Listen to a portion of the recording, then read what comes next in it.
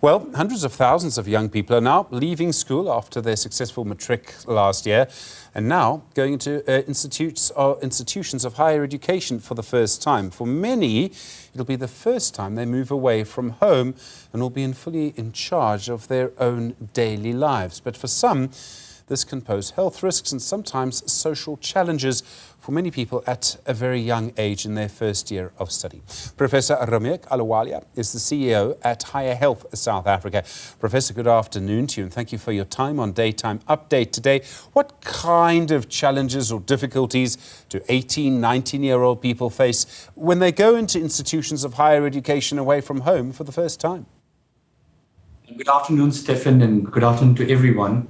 Stephen, first of all, allow me to congratulate all these young minds who have been able to get slots for first years in our universities, in our TVET colleges, in our post-school system, in our community colleges. Well done, and the future is ahead of them. But you're right, Stephen, they have to be careful. A country of ours where we are the largest population with HIV positive people, with the virus engulfs the young people at this age quite tremendously, multiple partnerships, not wearing condoms, not realizing high amount of sexually transmitted infections. As we know, 1 in 3 young women suffer with gender-based violence.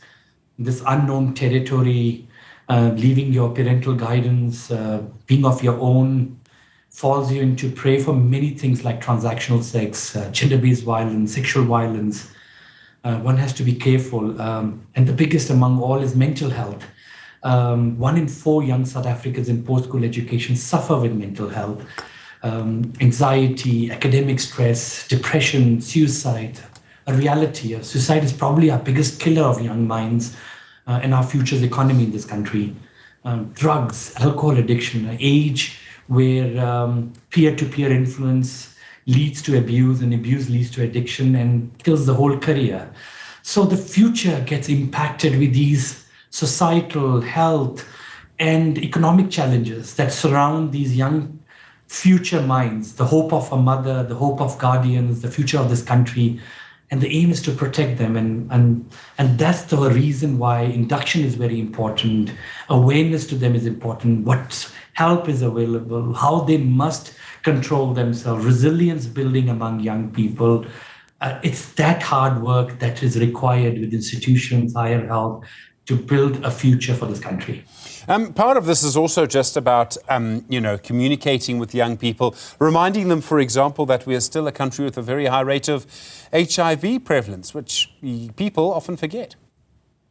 Absolutely, Stephen. And that's why they're going to go through this induction programs, the very part of every induction across probably about 1,800 sites across this country, with young people coming into us, with the community colleges, the TVET colleges, the universities. It's a very sensitive time. As much as they are happy, they're enjoying, they're meeting their new friends, finding new places, but the same way, the challenges bring them more vulnerabilities to them. So immediately discussing about prevention, where they can seek help. Stephen, through you, if I can tell a telephone number, a toll-free helpline, crisis helpline of Higher Health.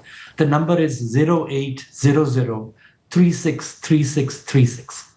Well, anytime, 24 hours, you cannot find yourself alone. If you're in crisis, you need to call this line. Gender-based violence, mental health, these realities surround our young lives. And protection, prevention forms an important measure for protecting. We parents leave our children to build their future, but then there has to be those support mechanisms to build that future, to protect that future. So, Stephen, that's sensitive it is.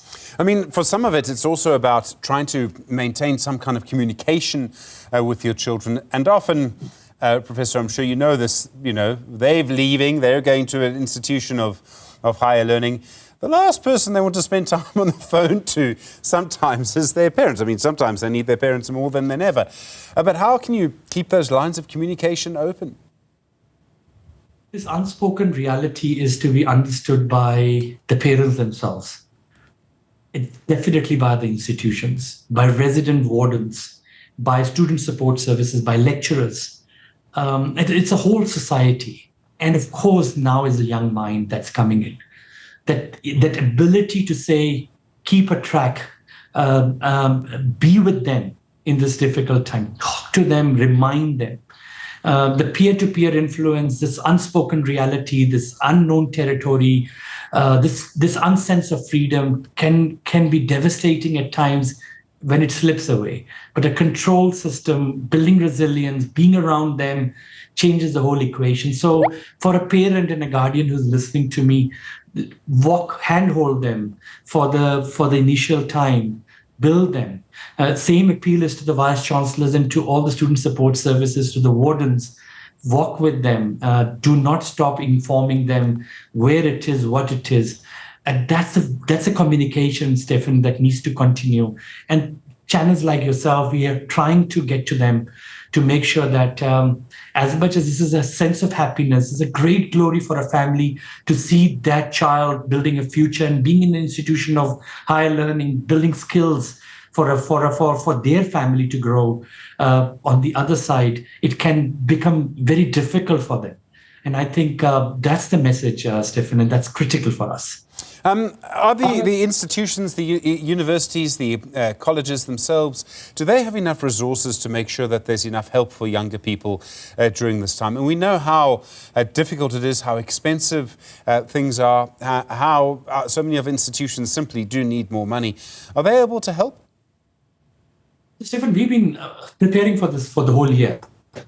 You know, this 24-hour helpline exists, but then there are psychologists, there are campus clinics, nurses trained for the first years. The whole period of prevention happens in the next 3 months. The job for higher health with each institution in every campus level, whether you're in Bizana, whether in Ulundi or in WITS or in UCT or in Walter Sisulu, the aim is to utilize the induction month. So right from the vice chancellor messaging to the warden's messaging when you enter the residences, to student support, to classroom activities, the incorporation of where to seek help, what these problems are, be aware, how to minimize.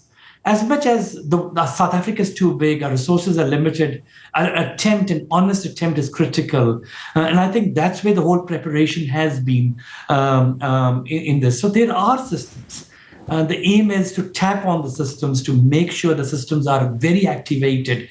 The other important part is the peer education. We've got 10,000 peers in this country that are unsung heroes that dedicate their life for informing other people. And this is the time when they go active.